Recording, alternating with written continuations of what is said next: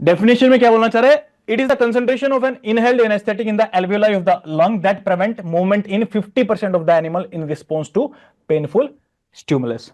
ठीक है साहब, तो ये इसकी डेफिनेशन बनती है जो हमने डिस्कस कर ली थी। एक ही बात है, किस किस के ऊपर डिपेंड करता है ये मैक जो है? स्पीसीज के ऊपर, एज के ऊपर। अगर बॉडी टेम्परेचर ज्यादा है तो ये ज्यादा काम करेगा।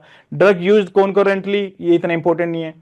Commonly veterinary inhalant anaesthetic and their MAC. ये देखो, अब देखना यहां पे, ये तो मैंने ऐसे लिख दिया, याद मत करने लग जाना इन सबको, बट एक आइडिया सा होना चाहिए आपको। सारे के सारे इनहेलेंट एनेस्थेटिक्स हैं, तो आइसोफ्लोरिन का मैक सबसे कम, फिर इसका कम, फिर इसका, ये मैक सबसे ज्यादा।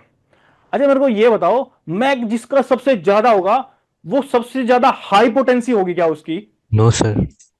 कंसंट्रेशन इतनी ज्यादा चाहिए, सिर्फ 50% ऑफ द एनिमल्स में मूवमेंट ना आए पेन को लेकर के।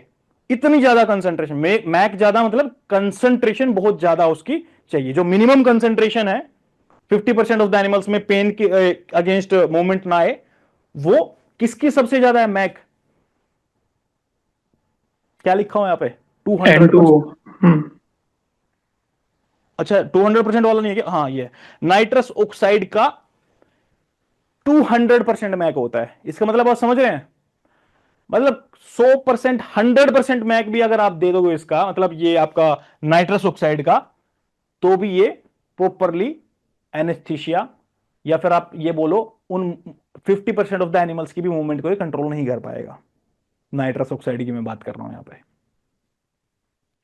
मतलब कितना भी दे दो, इसका मतलब क्या है? इसकी सबसे ज्यादा कम पोटेंसी है या सबसे हाईएस्ट पोटेंसी है इसकी, इस ड्रग की?